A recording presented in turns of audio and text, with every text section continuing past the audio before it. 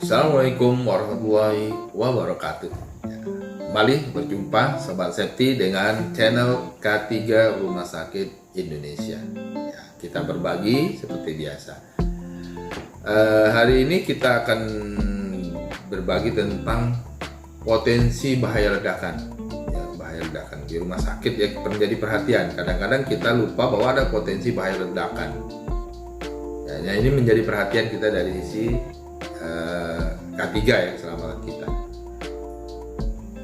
Ya, jadi yang menjadi perhatian kita ya dalam untuk bahaya ledakan ini, bahwa memang sebaiknya memang kita edukasi ya semua petugas rumah sakit kita bahwa tentang jenis-jenis dan klasifikasi bahan yang mudah terbakar.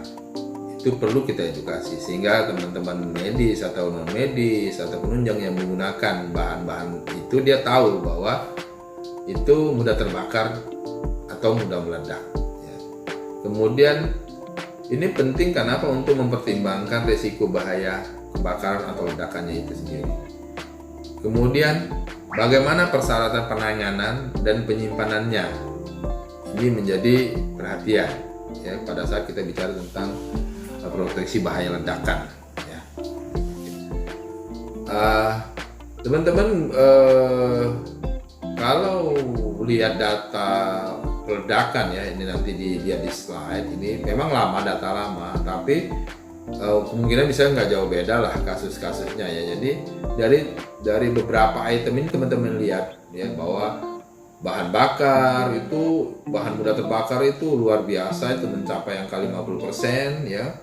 Kemudian vapors juga menjadi perhatian, rapid system, gas ya, chemical ya, pressure tank ya, gas.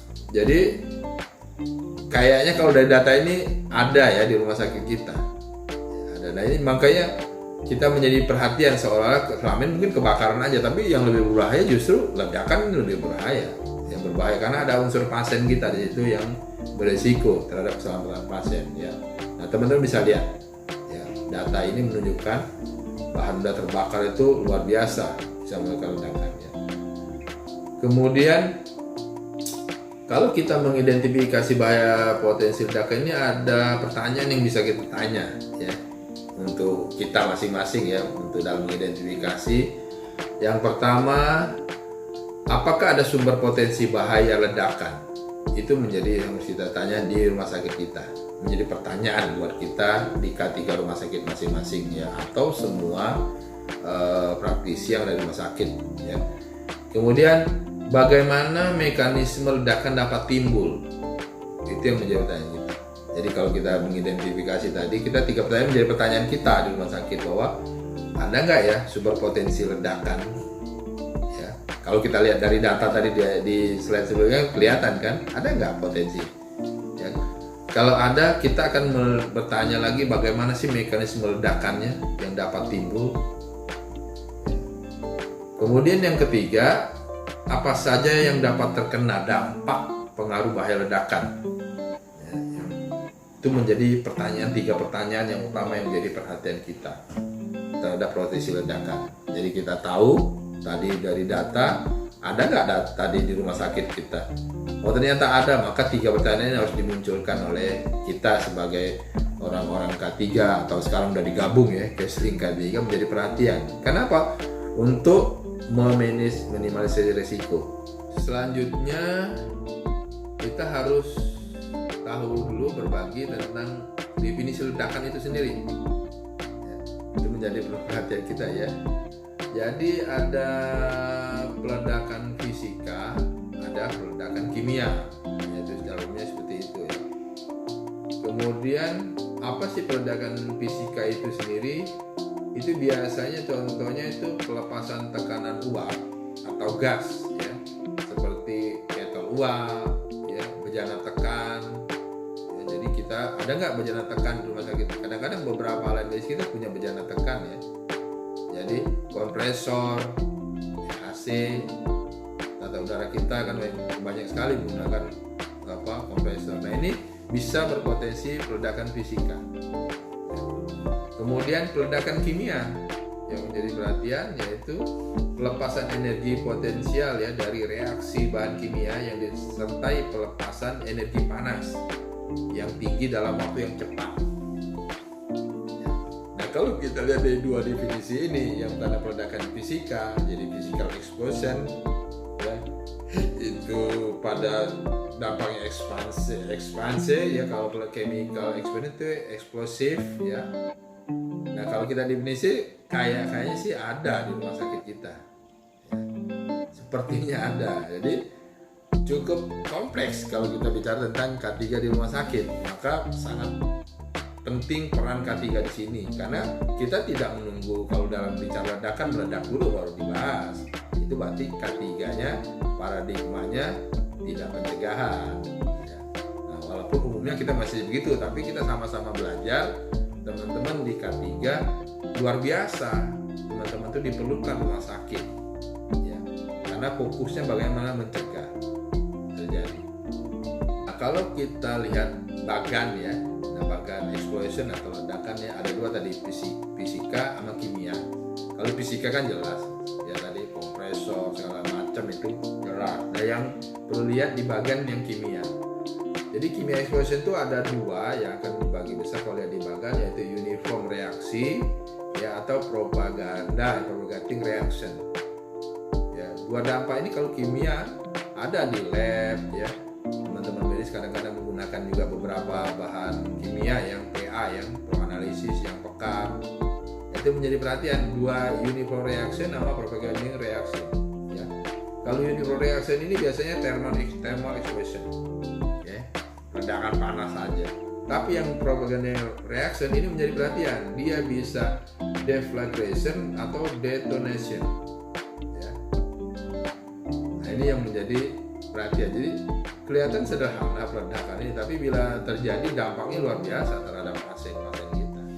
Sekali lagi, karena rumah sakit isinya pasien, bukan orang sehat ya. Kembali lagi nanti dalam yang kemarin kita bahas, kalau sudah itu kita bagaimana kita mengangkat pasien kita, karena kan pasien kan harus dievaluasi. Kalau orang sehat tidak, dia bisa kita arahkan, kita ikut. Ini menjadi perhatian. Nah, kalau kita lihat tadi tentang chemical explosion ya, teman-teman lihat dia ada uniform ya, atau ada propaganda atau propagating tadi ya. Nah, kalau uniform itu dia ledakan bahan kimia itu karena sifatnya dalam keadaan berdiri sendiri pun dia bisa meledak. Jadi bahan kimia ini karena sifatnya ya dalam keadaan sendiri dia bisa meledak ya. Itu yang uniform. Yang propaganda ya, propagating itu ledakan bahan kimia itu melalui proses oksidasi ya, antara oksidator ya dengan yang bahan yang flammable ya, itu bisa menyebabkan explosion yang propagating. Nah, ini yang kadang-kadang harus menjadi perhatian tentang bahan-bahan oksidator ya atau reduktor yang kita gunakan. Itu sebabnya penyimpanannya dari sisi standar akreditasi rumah sakit itu menjadi perhatian benar ya, menjadi perhatian benar karena ada risiko explosion ini. Selanjutnya teman-teman kita berbagi kembali bahwa apa sih yang akan terjadi ya, ini prinsip-prinsip dasar sehingga kita bisa mengidentifikasi atau mencegah nanti di masa kita ya, tentang apabila bahan bakar ya, bahan yang terbakar, bahan bakar itu dia ketemu dengan oksigen, kemudian dengan panas. Ini teori yang awal yang sudah umum kita lakukan. Jadi ada bahan bakar, ada oksigen, ada panas, maka hasilnya akan terbakar. Itulah yang terjadi kebakaran. Jadi kita tinggal pisahkan kalau di standar GCI itu atau akreditasi itu, pemisahan tiga bahan bakar, oksigen dan panas ini disebutnya separasi api. Ini kalau kita lakukan ini luar biasa, menjadi pencegahan terhadap suatu kebakaran. Kemudian yang berikutnya, bila suatu bahan bakar dia sudah bersama oksigen, sudah bercampur ada oksigen dalamnya, maka bila diberi panas, pukulan atau gesekan, maka dia akan meledak ya. Nah, teman-teman bisa lihat di lapangan seperti apa ya. Jadi suatu bahan bakar dia sudah ada oksigen di situ ya, ada bahan bakar, ada oksigen. Memang oksigen itu ada di mana-mana, tapi bila dia diberikan panas, pukulan gesek, maka dia akan memicu ledakan. Nah, ini perlu menjadi perhatian ya, bahan-bahan yang sudah tersimpan di mana di dalamnya bahan bakar dan dia ada oksigen di dalamnya, maka bila diberi panas ya, pukulan atau gesekan akan meledak ya, itu menjadi perhatian. Apalagi kalau bahan bakarnya itu bentuknya gas, itu lain lagi ceritanya ya. Kemudian apabila bahan oksidator ya, bahan-bahan oksidator yang digunakan terutama kimia terutama itu diberikan panas, diberikan pukulan atau gesekan, maka dia akan jadi pelepasan oksigen. Jadi kalau pelepasan oksigen ini dorongan luar biasa. Jadi kalau bahan-bahan oksidator itu berhati-hati. Kalau dia terkena panas, ya, kena pukulan, gesekan, maka dia akan melakukan pelepasan oksigen. Nah, ini menunjukkan bahwa kalau lihat dari slide ini bahwa kalau ini dipisah bahwa bahan oksidator kita hindarkan dari panas, pukulan, risiko panas, maka pelepasan oksigen bisa kita cegah. Yang berikutnya itu bahan oksidator ya, ditambah dengan bahan bakar ya, maka dia akan double. Dia bisa terbakar dan atau bisa meledak. Ya. Nah, ini yang menjadi perhatian kita ya pada proteksi ledakan, risiko ledakan. Jadi sobat safety, dari yang kita lihat reaksi tadi, sobat safety bisa melakukan pencegahan melalui identifikasi ya. Bisa lihat bahwa resikonya itu apabila plusnya dipisahkan reaksi ini, maka itu resikonya akan tidak muncul. Kan kita kalau orang K3 bicara tentang pencegahan itu, tinggal kita mengidentifikasi ini bagaimana ini bisa terpisahkan sehingga tidak terjadi kebakaran, tidak terjadi ledakan, tidak terjadi pelepasan oksigen, tidak terjadi terbakar dan meledak. Nah, itu perlu menjadi sekali lagi perhatian kita ya, dalam melakukan pencegahan. Kemudian berikutnya ya, yang perlu kita perhatikan ya sebagai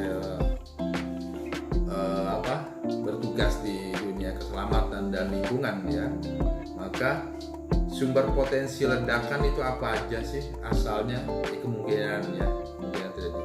Jadi di sini ada 4 yang jadi perhatian kita di rumah sakit kita, sumber-sumber yang berisiko ya potensi meledak. Pertama, bahan-bahan material ya. Ini kan bahan-bahan material dari sumber bisa ledakan ya, sesuai dengan tadi yang di reaksi-reaksi di atas.